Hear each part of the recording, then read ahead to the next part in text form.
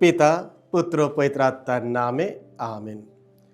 খ্রিস্টতে আমার পরম প্রিয়জনেরা, আজ সাধারণকালের দ্বিতীয় রবিবার, আর এই রবিবাসীয় দিনে আজকের ধর্মীয় উপাসনা আমাদের ধীরে ধীরে বড়দিনের আনন্দ থেকে যিশুর প্রকাশ্য মিশনের রহস্যের দিকে নিয়ে যায়। আজকের পাঠের কেন্দ্রবিন্দু যিশু কি করেছেন তা নয়, বরং তিনি কে, সেই পরিচয় আমাদের সামনে তুলে ধরা হয়। পোপ ফ্রান্সিস সুন্দরভাবে স্মরণ করিয়ে দেয়, দীক্ষাগুরু যোহনের সাক্ষ্য আজও প্রতিধ্বনিত হচ্ছে।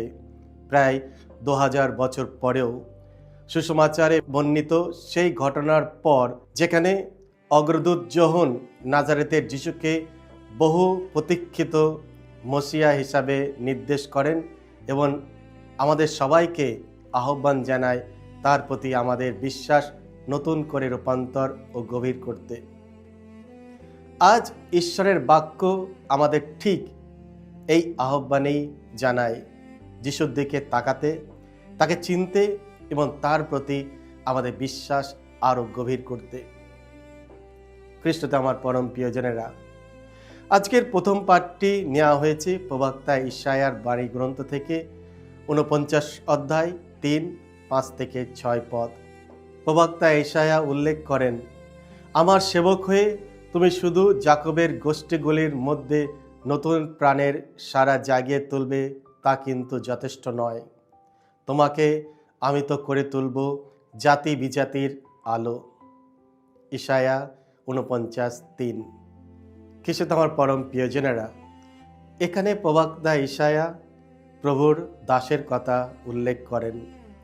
তিনি জন্মের আগে থেকেই নির্বাচিত, মাতৃক গর্ভেই গঠিত একটি বিশেষ মিশনের জন্য।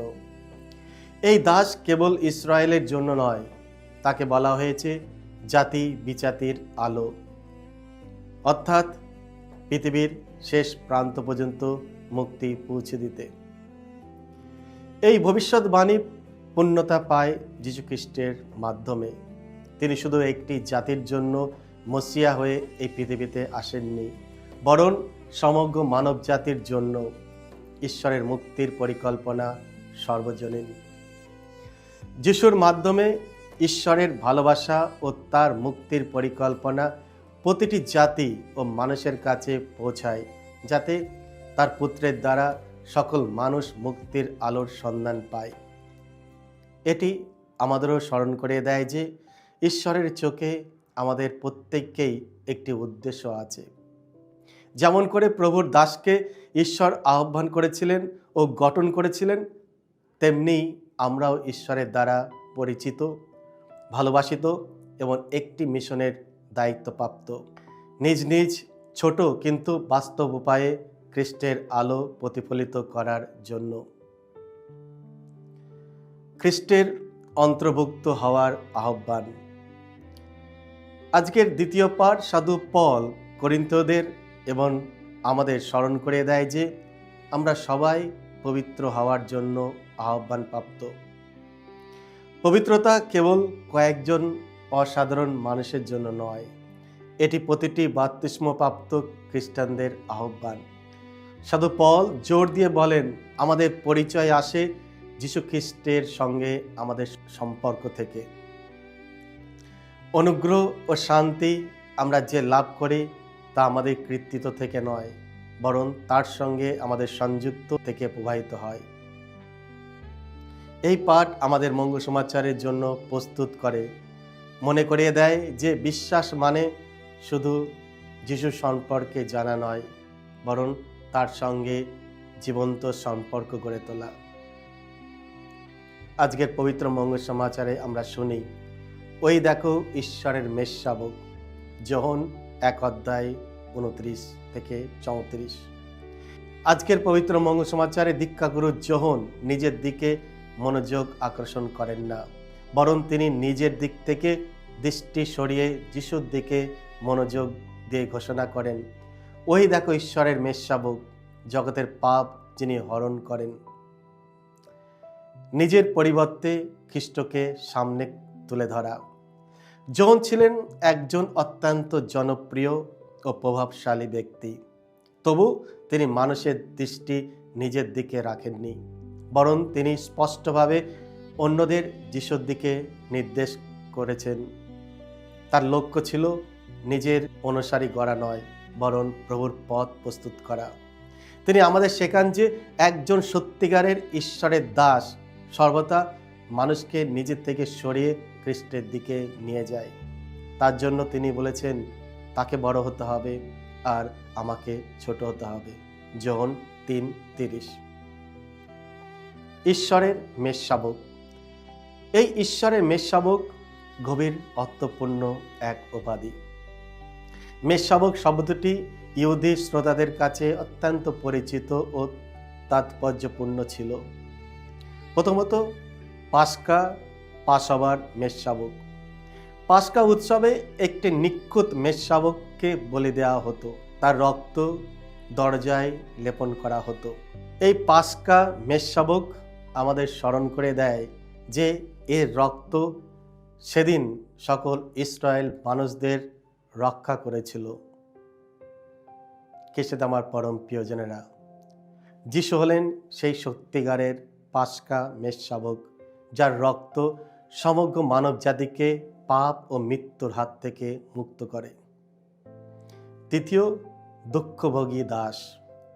প্রবক্তা ইসায়া তার গ্রন্থে 53 অধ্যায় ঈশ্বরের দাসকে এক মেষশাবকের সঙ্গে তুলনা করেছেন, যাকে নীরবে বলির জন্য নিয়ে যাওয়া হয়। যিশু সেই ভবিষ্যৎবাণীর পূর্ণতা, যিনি নীরবে ও আজ্ঞাবহ হয়ে নিজের জীবন আমাদের প্রত্যেকের জন্য উৎসর্গ করেন।